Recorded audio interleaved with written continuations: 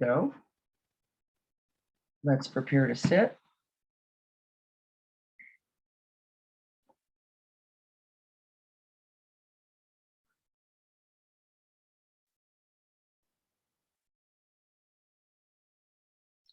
Establish yourself upright, dignified, present.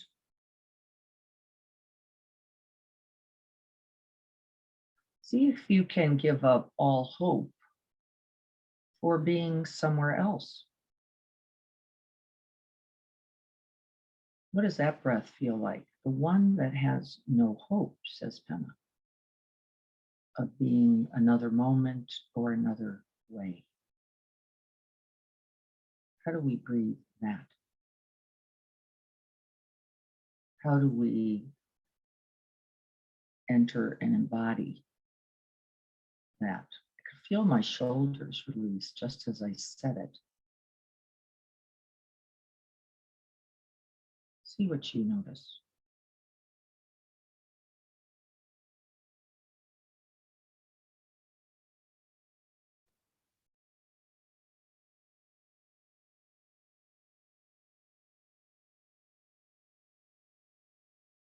May we offer this practice today for all beings everywhere without exception, those living, those dying, and those past.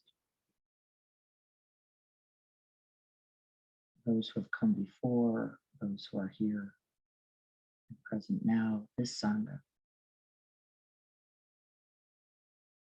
And then all Sangha,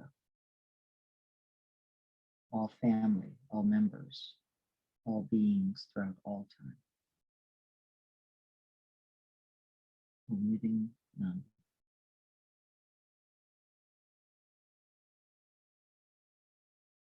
And in that moment of the wide, open, vast, compassionate heart, finding the Bodhisattva path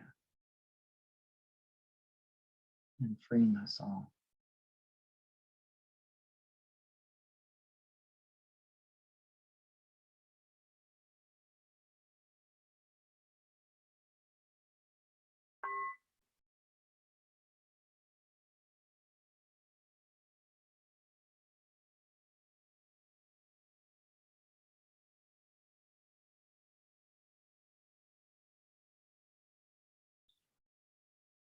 The art of letting go. So we actually begin the practice of letting go right here in the first foundation of mindfulness, our very own bodies and breath. And so finding a big in-breath in your time, not rushing. Take a deep, big in-breath, breathe it in completely. And then as we breathe it out, relax, release, let go. Settle into the present moment and this very body. Let's do it again, breathing in.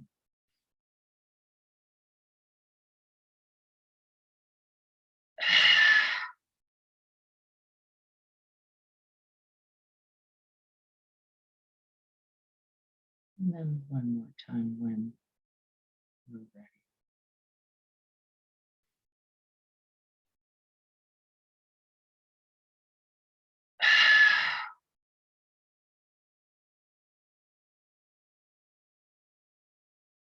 Throwing things away.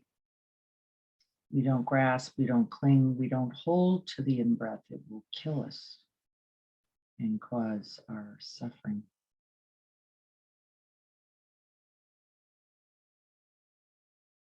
And so rather than grasp the breath, rather grip to life, this moment, we let go right in that out breath.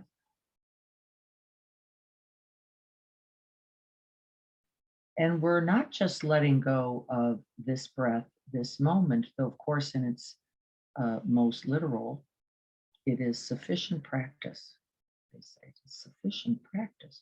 Just letting go of this one breath, this moment, this is enough. We're also letting go of everything that has come before. And see how you notice the felt sense of the difference as you shift your view. Let's just start with this breath, this moment.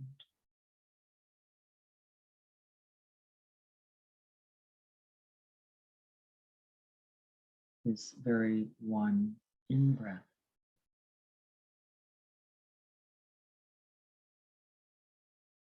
And dropping the breath, letting it go completely.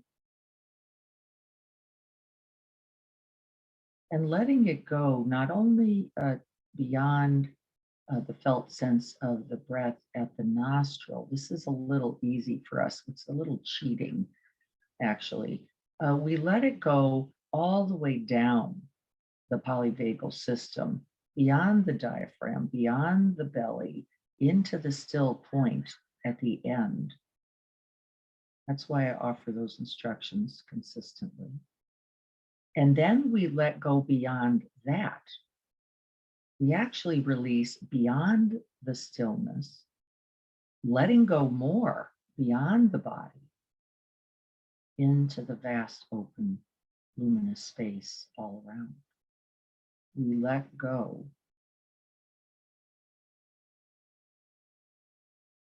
into awareness itself. We even let go of the body with each out breath. Now, this is not consistent with all Buddhist schools. In others, we practice one pointedness where we stay tight and connected to the breath. We breathe to the end and the base, we hold there, and then we take the next in breath. We're not doing that. So I want you to make the distinction in this practice. We find the breath in the movement of the body and its filling, rising, expanding. We feel it completely. And then we drop the breath, ride the rail of the out breath beyond the felt sense of release.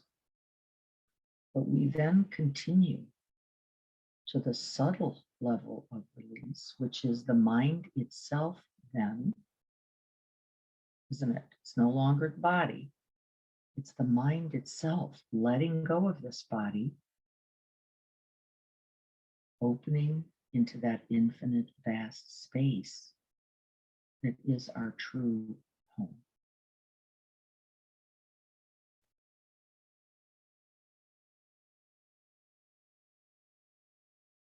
I was saying to Jim often in his last day and hours, relax at the end of the out breath. Find the gap. Rest there.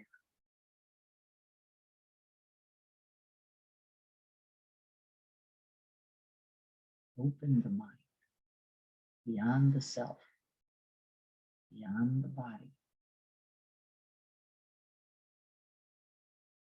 beyond the breath. Do not cling and do not wander.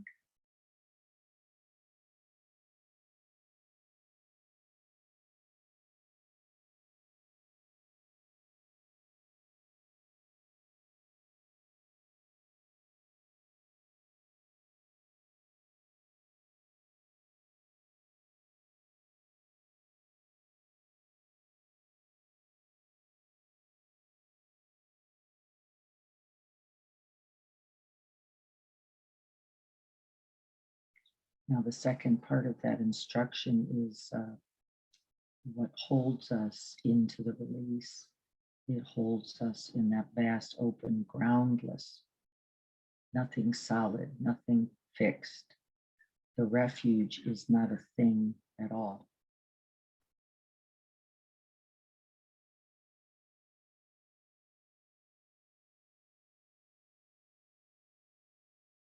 Suzuki Roshi said, we practice meditation in preparation for living and dying.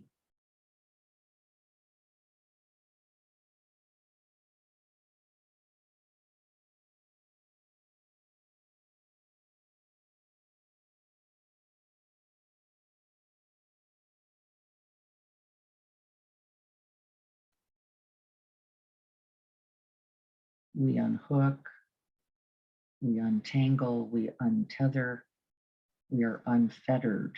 Think of these words. These are the words used in the suttas. Every breath.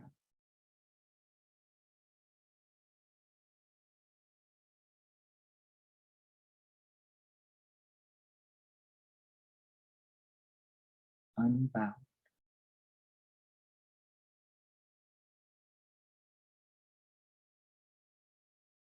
On the path to the boundless.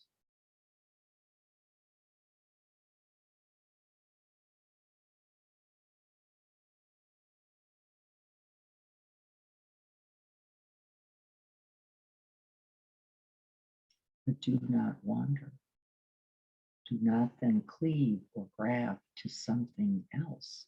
This is some of the art of the practice now. This is some of its subtlety, isn't it? It's easy to follow the breath for a moment and then go off into thinking about your iced frappuccino. But this is not the practice.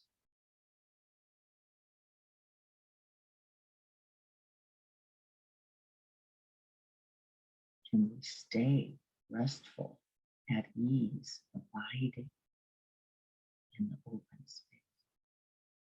We don't fill it up again.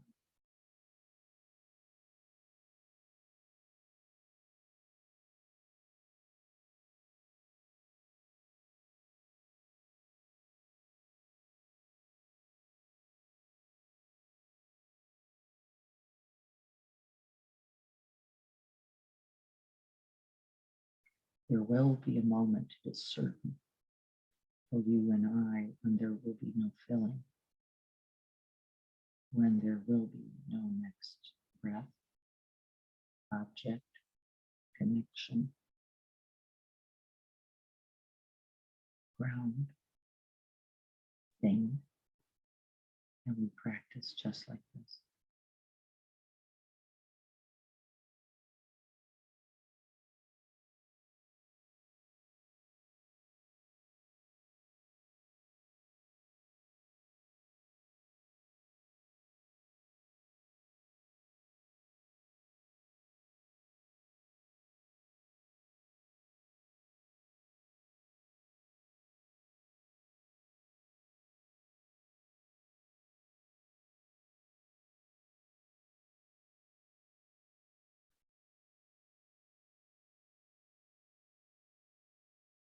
This also does not mean trying not to hear.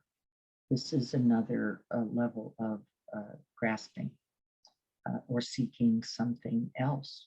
So we have to be watchful of that, because as we rest in open space, there are the appearance, isn't there? There is the appearance of things, simply appearance, the sound of the bird, the sound of a voice.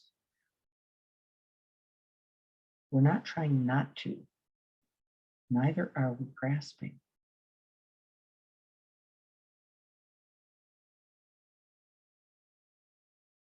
Rests the mind in a vast open space, clinging to nothing and rejecting nothing.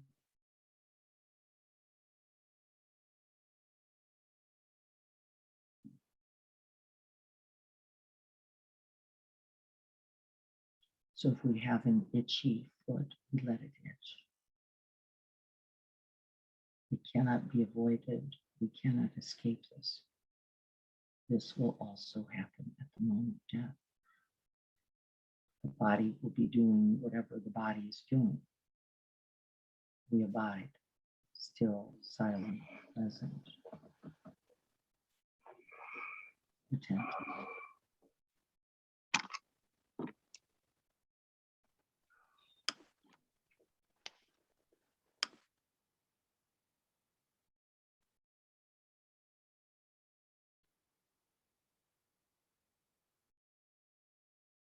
You may notice particular experiences, the sense of the body dissolving or the sense of clinging to the body. Notice this.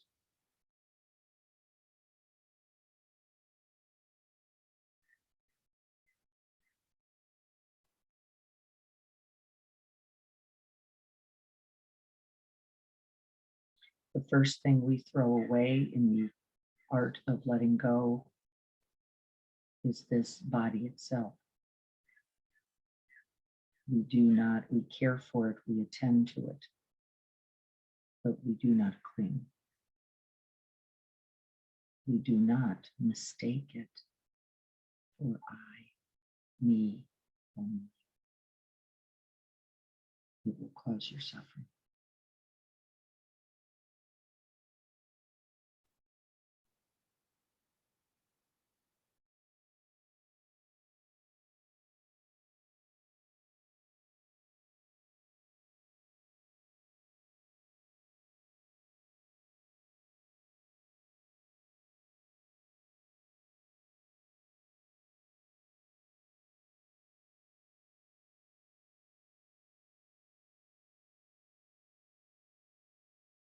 We direct the mind throughout the breath, throughout the experience of the body, and then beyond. We continue the directed attention of the mind right there into that vast open space. I have lots of Sangha members practicing for about 10 to 20 minutes a day. And I hear a lot, I don't know what I'm doing there. This is what you're doing. This is the training. You are not seeking ease. You are not seeking one-pointedness. Those will all fall away. And so we practice throwing them away is the slightly euphemistic, throwing the breath away with each breath. Someone could say dying with each breath.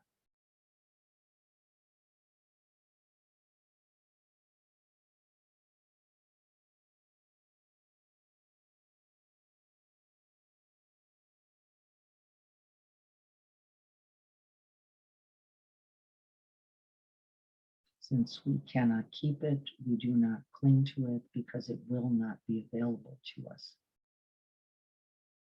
The moments before death, at the moment of death, and the moments beyond.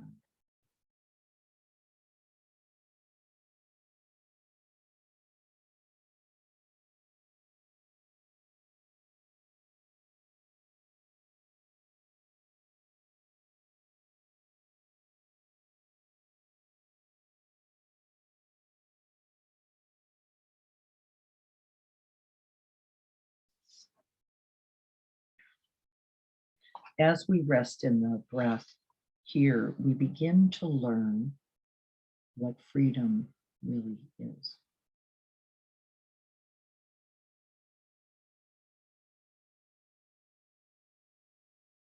We are no longer carrying the moments of the past, the moments of the future, and even the moments of the present.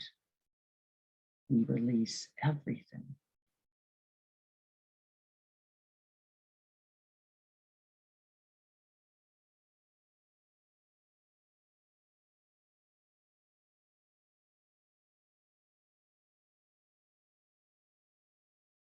This is the first path to freedom and to letting go. Do not cling to this body, to this breath, and to this idea of oneself.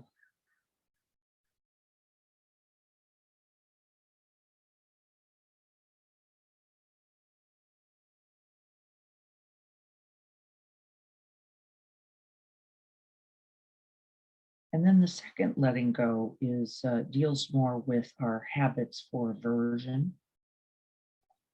We just talked about our habit for attachment here, where we grip, grab, hold, cling, hope. The second letting go is the letting go of all the things we do not want. For all the things we do not want that are present. This is our prison. And so we see if we can't call to mind then something we have been trying to avoid, get away from, not feel, not experience. I'm noticing in my family as we try not to grieve or try not to cry and try not to feel sad, the prison of that and the suffering that is its result. Trying not to be weary, trying not to be tired, trying to have more energy than we actually have. There are many prisons like this in life. They come with these sets of expectations, the way it should be, the way we want it to be, and then the way we don't want it to be. Grief has its own way. Can we know something about that? And be with this as it is. Think of something now that you don't want to be the way it actually is. See if you can release the grip, let that go, and let that not wanting go.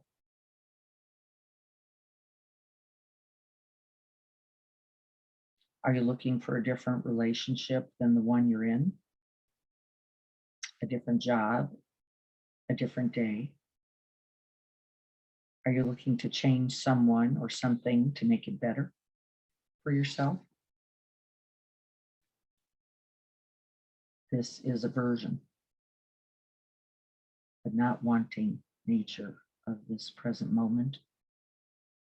We release the grip there as well.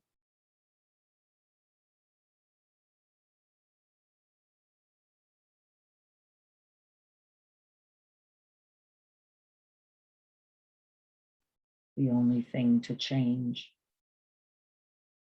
and to release is the aversion and the not wanting.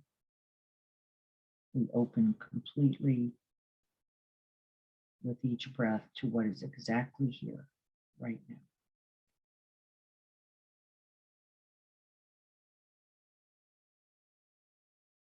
Pay attention to what you are avoiding, what you are wanting to be different, what you are not wanting that is here.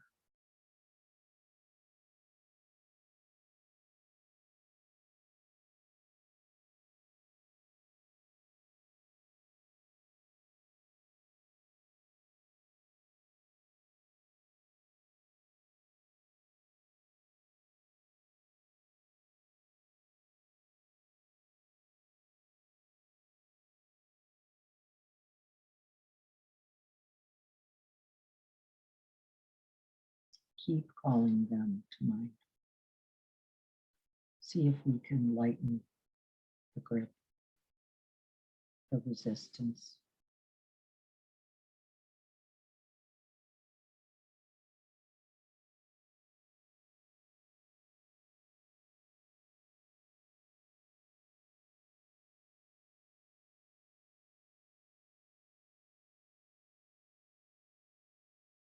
I don't want my husband to be in suffering.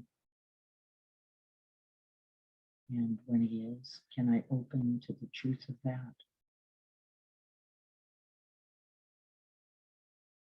Breathe with it, opening, letting it be.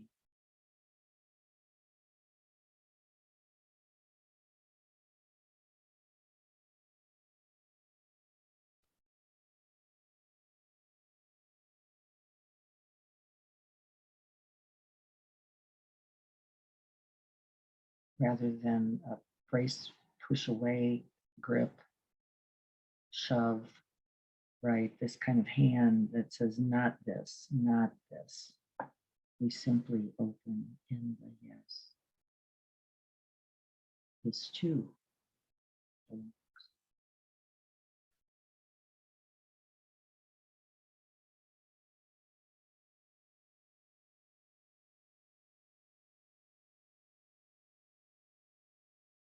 Once again, you can practice in the body if nothing specific is coming to mind yet, by just noticing the continual moments of pleasant and unpleasant, particularly the unpleasant that happen in the body, the jagged breath, the achy foot, the slight headache, the tense back, doesn't matter what it is. We find a sensation, and rather than resist, we simply open.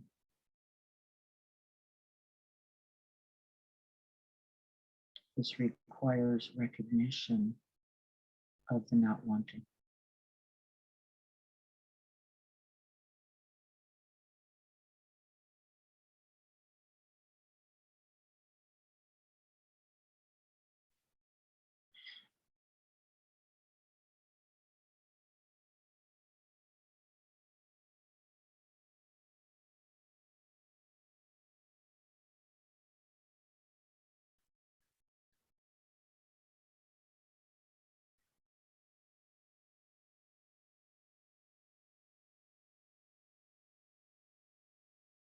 The third act of letting go is the act of giving that Dana Paramita. It's actually in these teachings considered to be what comes after we release attachments and aversions.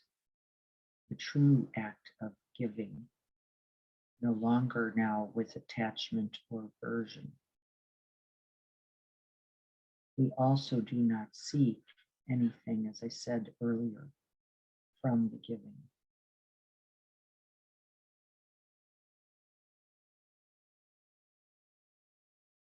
Like a white crane in snow, the greatest giving cannot be seen, is not known except by those who benefit. And not because they know your name, because they're eating turkey dinner. They don't know your name at all. The greatest act of giving. Another critical act of letting go. We do not give to get anything, not to be good, to be enlightened, to be peaceful, to feel better about what we have. We give because we can. We give as anonymously as we can.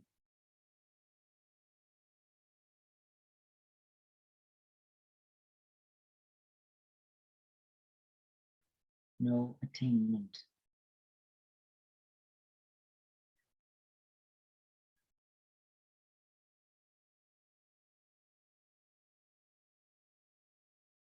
When we are no longer demanding,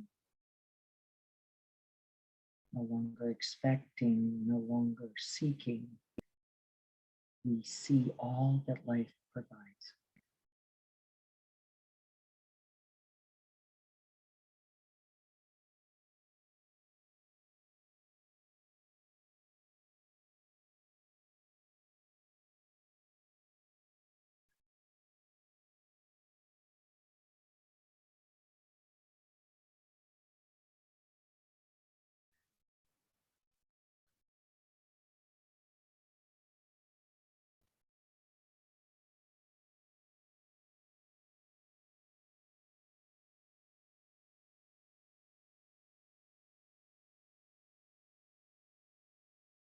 And what we come to experience again and again, if we are available and present, is that not only do we give in our lives, we give in our death. It is also a gift.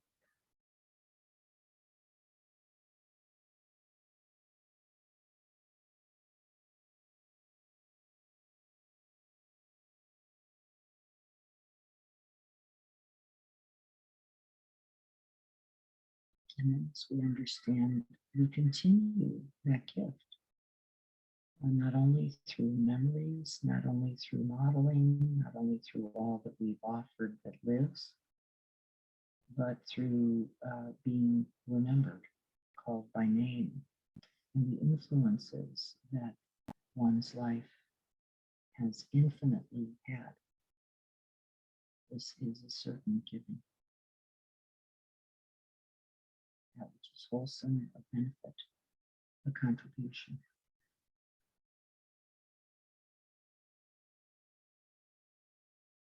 Before death, during death, and after.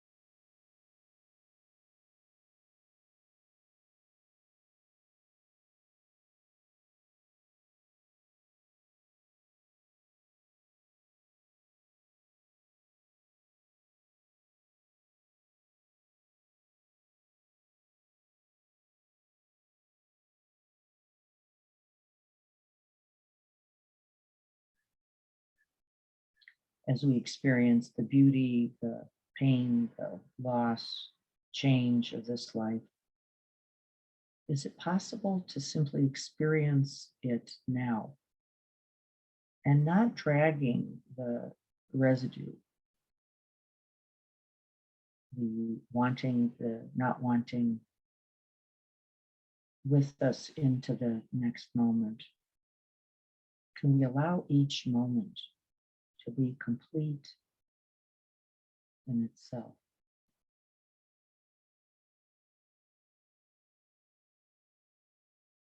We then do not allow the past to pain or gratify our present.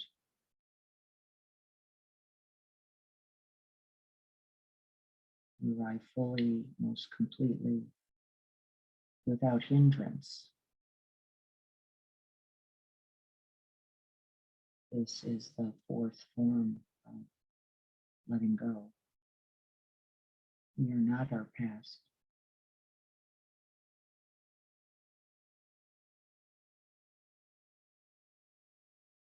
We are not our future, yet to be determined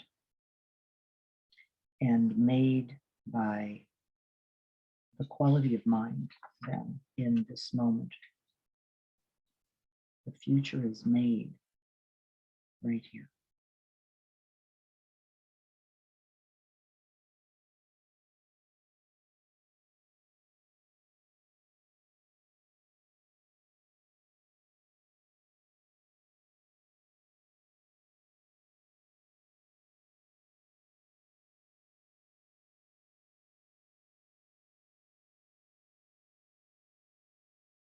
And so we commit ourselves again and again with each breath to abiding completely in the present moment without the hindrance of what has come before, how it has been, what's been fair and not fair, good and not good. We release that for the present moment, being here completely. And we do not set ourselves up by going, well, from this, I should be able to get that. If I'm really present to this moment, maybe I won't suffer so much in the next. Though it is true, it is not the intention of the practice. It's simply to be here.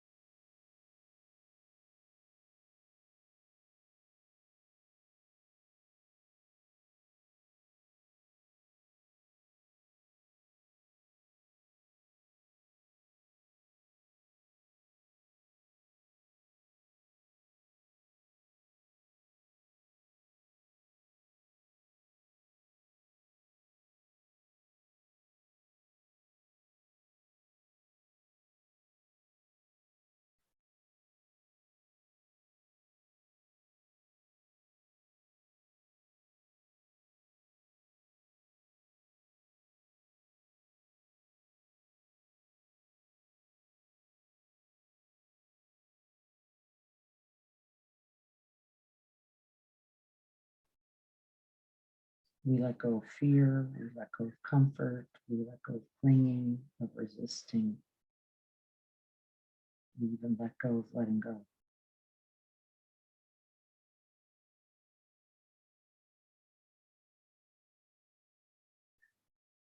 We allow ourselves to be transformed by each breath.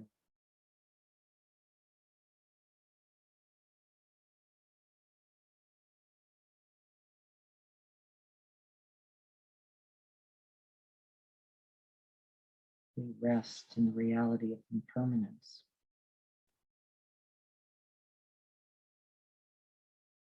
as we watch everything, our thoughts, our sensations, our breath, and the ideas about ourselves. We let them all go.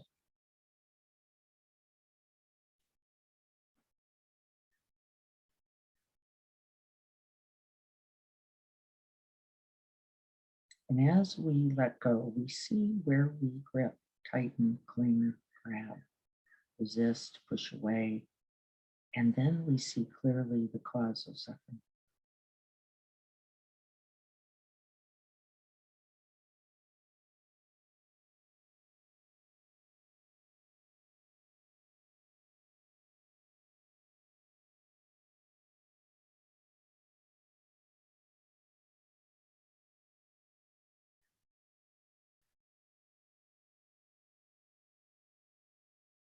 And it forms the reality for the very next breath.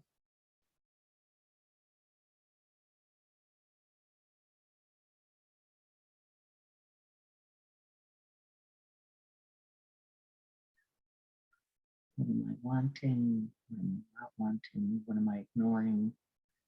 What am I clinging to? What's my hope? We let it all go.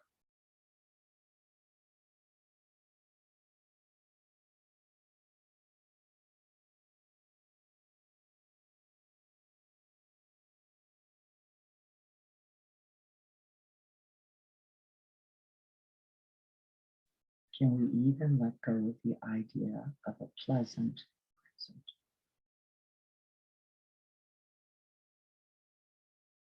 And greet life completely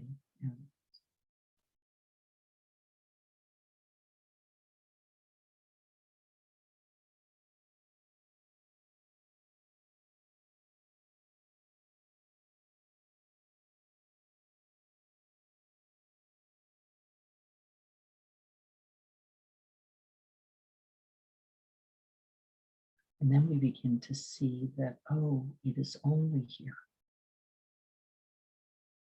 that there is happiness and freedom without gripping or clinging, without wanting or forcing, without fabrication. We seek nothing, and there it is.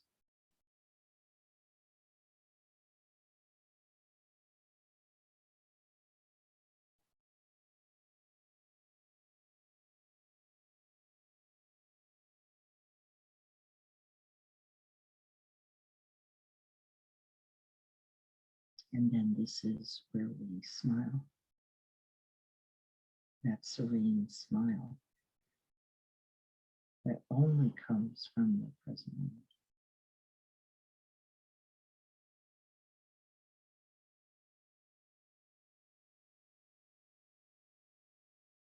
In one's complete presence here.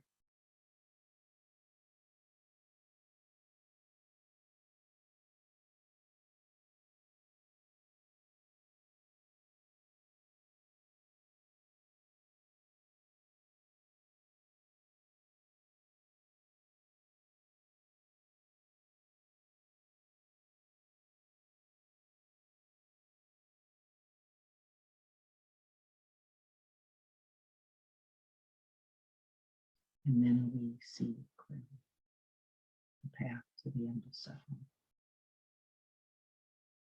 the noble, eightfold path.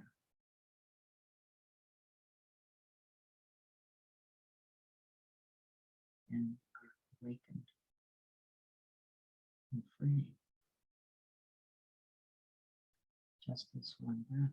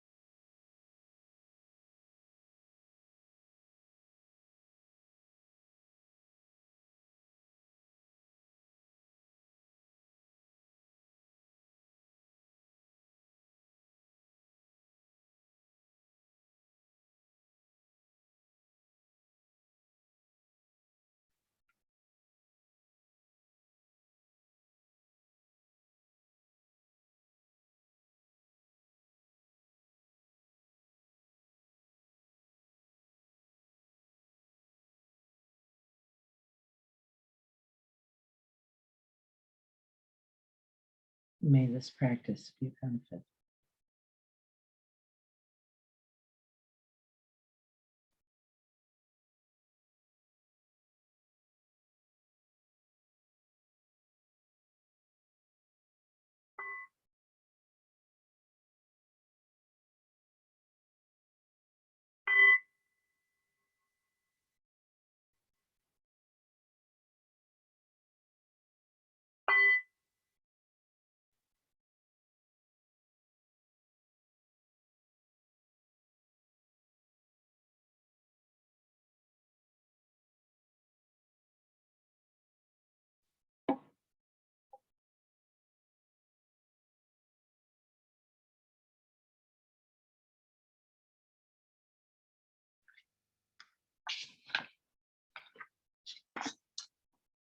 Take a moment.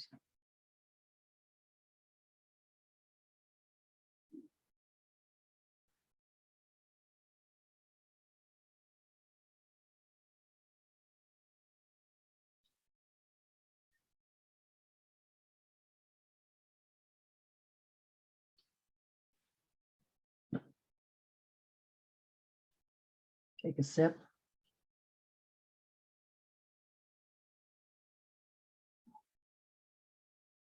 Take a breath.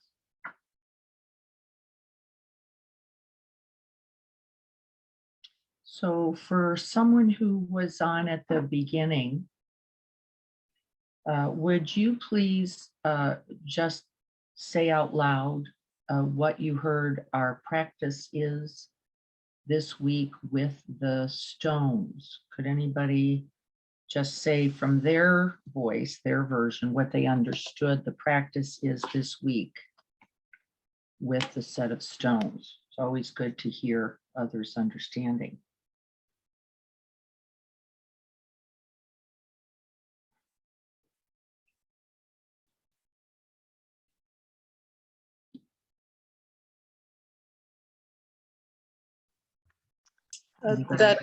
That we should take a stone and carry it with us and then throw it away. Yeah, thank you, Joyce. And I will add to that, place in that stone what you are holding, what you can sense, know that you are holding that day. I'm using my example in the practice today was my wishing that my husband would not be in suffering. So I would hold that stone with that wish, the wish that my husband not be in suffering, and the wanting, preferencing, craving of that. And I would carry that for at least 2 hours, if not more. You want to feel the weight. You want to feel the weight of that. And then you're going to throw it. Just be watchful that you don't throw it at somebody, which we sometimes do, don't we? How often have we thrown expectations, demands, preferences bias at another. Quite often, we're throwing the stone, but we're not throwing it anywhere. We're releasing it as completely as we can. Thank you, Joyce. I want you to do that every day this week. You may collect stones, you may find a stone. The first thing I would ask that you find is not the stone, but that which you are gripping, clinging to, or not wanting. Remember, they're both hooks. That to which we are attached, that to which we are in not wanting, that which we are clinging to as some kind of refuge, my clean kitchen counter, my false refuge, like that, and we got things kind of straightened up. And carry it. Carry it. Thank you, Joyce, so much. Does that make sense to everyone? Can I just get a thumbs up or a yeah or something so I know that we're getting this practice? And then my second question is, could you feel the grip of those forms of letting go? Could you feel their unique qualities and the parts that where we are particularly hooked? We have some habit for this. We have some habit for this. I am not prone to aversion. My mind has trained in a way of seeking the good. This is also a problem because then what? We define the good based on what we like, what we're comfortable with, what we know, the way we think things should go. Right. So I don't get stuck in aversion, all that not wanting. It's like, well, that's here. And how do I transform it? How do I make it better? How do I make it happen? And again, there is no less suffering in that either. It's different, by the way, folks, than wholesome desire to be a benefit. That's always good news. That wholesome desire doesn't have a method, it doesn't have an outcome, it doesn't have a result. It has simply the act of giving in it, giving for the sake of the giving in it. And you know the difference yourself, don't you? That's why giving was identified. This is simply offering what there is to offer. There is no seeking of outcomes attached to it. It's just, I have this and may it be a benefit. And that's understood to be wholesome without result. Without result. We don't know the result of the benefit of that. I am frequently stunned by this, I have to say personally, when I've done something very naturally without thought, truly, well here, and then heard years later, wow, you know, that from that moment led to this, which led to someone's greater ease and happiness. And I'm often surprised because there was no wish in it for more than just, I have this to offer. So watch for those. The fourth letting go is the most challenging because really we're having to let go of hope. We let go of it being some other way. I'm going to read it again. The way to end suffering. Oh, no, let me get to this. The fourth is most subtle. Don't allow anything to stick to you. Was the fourth. No hooks. Not from enjoyment, not from aversion, not from not looking or wanting something else. We really release just as we did in that first initial breath. This is the practice. I just heard from a longtime practitioner. That's why I thought about this also. Yeah, I do my 20 minutes, but I often forget what I'm really doing there. If you don't know what you're really doing there, however pleasant or calming, spacious, or excruciating it will be, it will not cultivate these qualities that we are working to cultivate now, right now, in our lives. And then, as was so clear in the teachings, in preparation for all of the bardos, all of the transitions, all of the changes, including this life into the next. Let me check chat here. We go. Let's see. Did I hear sports bra? Yes. Yes, you absolutely did, Leanne. Your sports bra. You would not believe what I carry in there. It's unbelievable. Yeah, great. The best purse. Oh, I would believe what you carry in there. Yes, you would. I did. I have rose quartz in there. I have blue agate hearts in there. I have a credit card. It also stabs me really, but in the armpit. That's how I know I have money. Ow, there that is. I forgot. I carry lip gloss, lip cover, often sunglasses or reading glasses. It's a great little purse, isn't it? You know, That's funny. that's exactly right. And I know where it is, you know, so this is really good. It's a correction on my ADD. It's the most terrific. I have like a constant hook. It's just right this. That's where it is. Pens and Starbucks cards, you know, all the essentials go right there. So, yeah, how not to get attached to that either. That's tricky when it's actually attached to you. This is right. How do we let go of this? Because at the time of death, as they say, when I no longer have that going on, how am I going to find my way? Well, interesting question. So thank you. I'm glad you found that humorous, and it happens to be true. Dennis says, happy to see everyone this morning. Thank you, Dennis. I had a nice time in Santa Cruz Island. Wonderful. Hiking, kayaking, wonderful. It's wonderful to have beautiful experiences. How do we have them and let them be? How do we have them and simply let them be so that we open as completely, by the way, to the beauty of this moment? And don't get hooked and don't get caught in like, oh, that one, the last one, that was fabulous. But what about this moment right here? How do we open as completely to the beauty of this moment, this day? That's the practice. It is good to know a beautiful moment as a beautiful moment.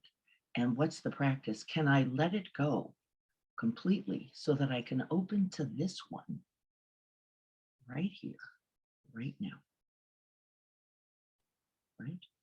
Right here, right now. Because there is no less beauty here. This is the practice. And I find it often difficult, right? My husband's finding that difficult. Why can't my dad just be here like he was? Because this is not the truth of life. That's why. So however beautiful, however tragic, can we release it in the out breath so that we can be 100% completely available to this one? Yeah, this is where it's at. And we gather all moments then for their wisdom and their compassion, and we let it transmute us, don't we? We let it transmute us so that each moment is understood to be precious. And we fully arrive to this one, rather than clinging to anything. This is the instruction for the day. Feel the grip, feel the tightness, feel the weight. There is no weight, by the way, for the thing that you are not gripping. It is weightless, right? The rock that is not in the hand is not weighted. It is not sharp. It is not a problem. It simply is. And this is our practice. Can I soften the hand so that it is not being gripped? I will, so give me names, please, if you would now, as we do get ready for our dedication. I do have Renee's. Thank you, Renee. Always sending blessings to your family, as you have all been sending them to mine. Thank you so much. But any names to be called this week, please post them for me in chat now. If there's anybody who would like my notes, I have about 4 pages of notes on the 4 ways of letting go and the 4 noble truths that are their remedy. That are their remedy. Let me know if you would like that. I will send that to you also. I think it's a nice way to remember. And then we, of course, have the practice, and that will be posted. Thank you, Leslie, always for the work she has to go through for that. It's a little more complicated than any of us really would want, but thank you so much always for that. And let's prepare for our final dedication, unless there are any last minute observations, comments, or questions. Take one more sip while we wait for that.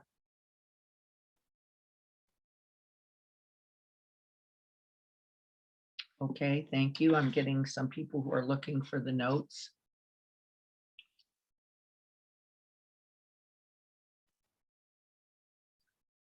And I will make that available to you.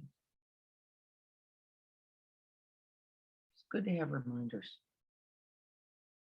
The reminder is actually going to be your stone, right? Your rock. Here's something, I've done this practice before, by the way.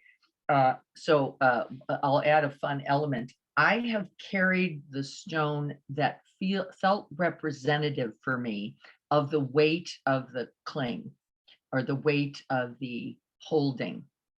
And so today, because I'm going to be practicing with letting go, throwing away, this idea that my husband, if he only got it right, if he only had been practicing more, if he'd only listened to me, yeah, he wouldn't be in suffering. I'm going to carry a pretty nice sized rock for that. I'm going to go find something somewhat substantial. I do have some clinging to this. If only you'd been practicing. If only you'd been sitting in our Bardo class. If only this would not be so difficult for you. This is not helpful, folks. My clinging even to the wish for his freedom or his relief is not helpful. By the way, not to him and not to me. No one benefits from this. In fact, we call this spiritual materialism, and we seek with that. If you'd only been practicing more, then you could have gotten out of this suffering. Who's to say? Don't know. Thank you so much. Also got that. So let's sit for a moment as I get the bell in hand. Before I go find my, just found my rock, actually. There it was. There it was. There it is. This is howlite. Howlite has some interesting properties. It sits, it is continuously cool. It's really quite amazing. I'll be carrying this with me. It's 8:14 now. I'll be carrying this with me till noon today before I throw it. I will be very sure not to throw it where it will hit and hurt someone else. This will also make this a little benefit because my very clinging has already caused some pain and some harm. Got to keep that with me. Thank you. I'm going to write a few more names to be called and then we'll get ready to practice. Alejandra and Francis got them. All right, everyone, let's offer the dedication. And so sitting once again, finding the way to the feet, to the seat, to the hands. These are little anchor points, contact points, they're called, grounding us back to the body, back to the present moment. The feet, the seat, the hands. And then we feel into the uprightness, the attentiveness, the alertness of the in-breath.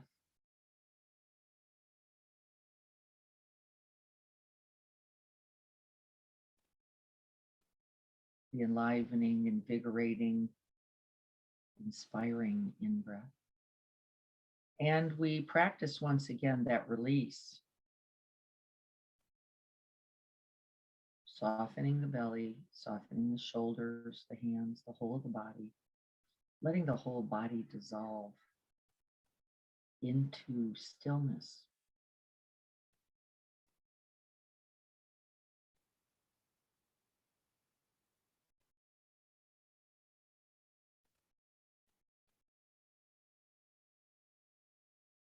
Coming into rest in the open space.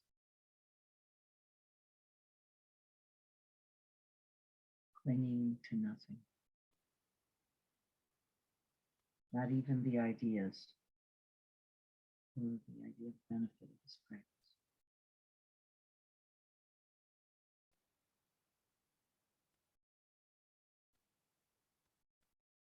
May we dedicate the merits, the blessings, and the benefits of this practice today in all practice.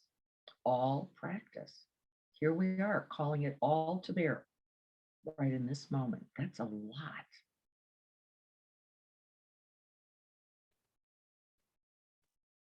From the 3 times and the 10 directions, that's a lot more.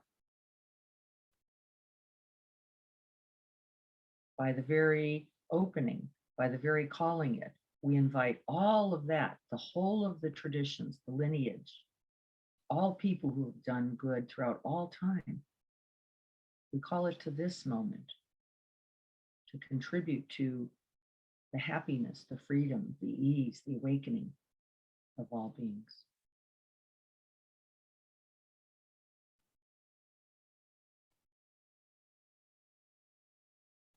We breathe the intention in and we send it out.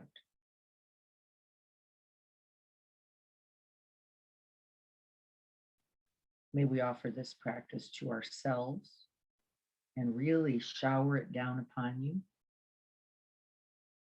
letting it touch all the levels, the skin, the bone, the muscle, the cells, the pores, the hairs, the liquids,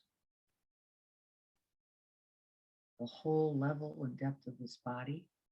Shower it down upon you.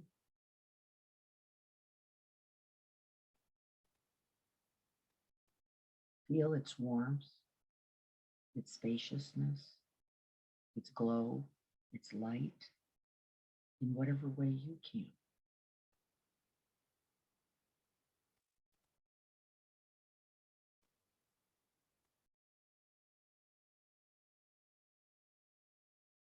Ourselves, our loved ones, those people we know and don't know, those being born and those dying, those who are ill and those who are well, those who are impoverished, those who are hungry, and those who have plenty.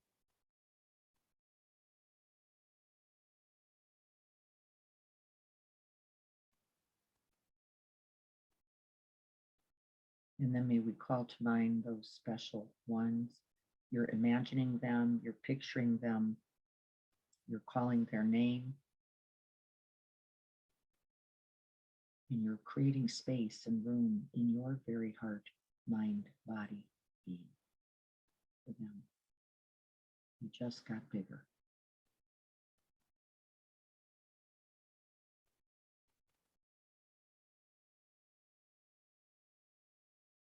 May we call those special ones. May we call the name of Jim Shimkus, who continues in the bardo of death and Dharmata. May we call Olivia and David and Erica. May we call Francis and Alejandra. And we call those special ones.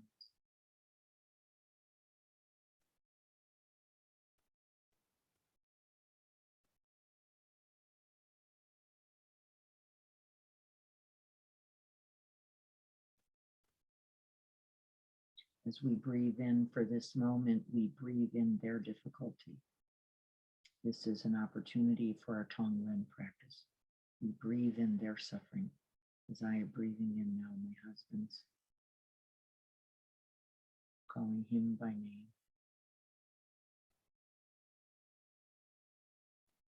And sending out all the good, all the blessings, all the material objects, all the love, all the compassion that is possible.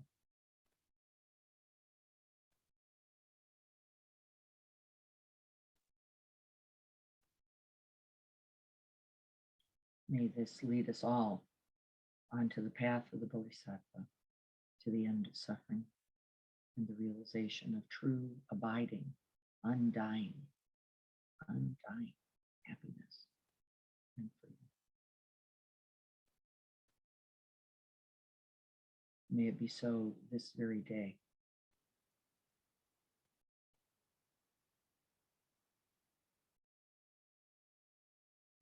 As we throw away that to which we cling, that to which we reject, that to which we have ignored until now.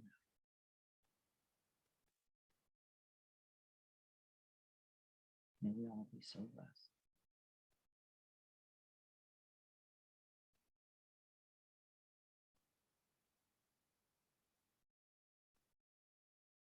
So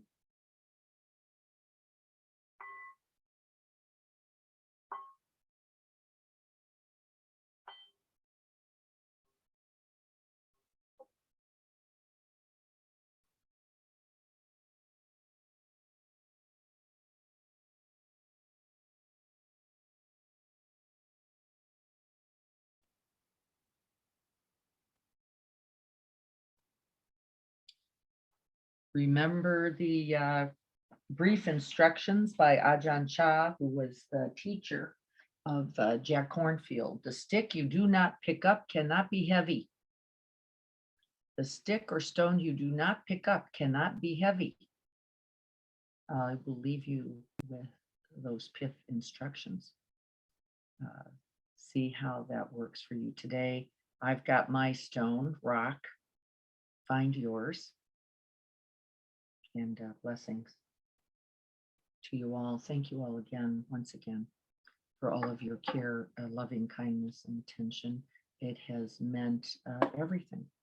I think we often don't realize how just being called to attention and into someone's heart is truly the path and the good medicine.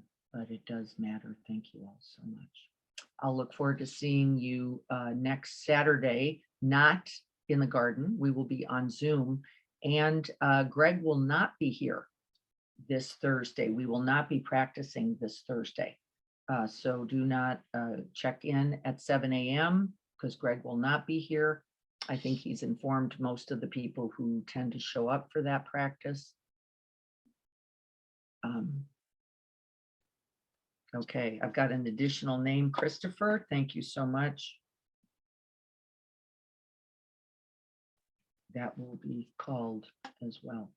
All right, everyone, please have a wonderful day. Find your stone, find your rock, or let it find you. It also works that way, just a little bit like this How Light just found me. I'm going to be holding on to that for a while now, feeling its weight. Be well, everyone. Victor, good to see you. I hope that you are well. Have a beautiful Tuesday, everyone. Thank you for the practice. You're so welcome. It's a practice I truly love. I hope you can find its benefits in your day as well. Victor, it's lovely to look at all that beautiful art behind you. That is spectacular. Thank you. That's up from my friends. Yes. I remember your friends. I think they were here possibly, and that's really that's Yeah, that's from those oh, friends. exquisite, really lovely. You're surrounded by beauty there, Victor. Enjoy your day. Be Okay. well, everyone. Like to walk with you, Victor. Dennis is saying he'd love to walk with you, Victor. Yes, let's do it. Let's do it. Okay. All right. Be well, All right. everyone. Blessings.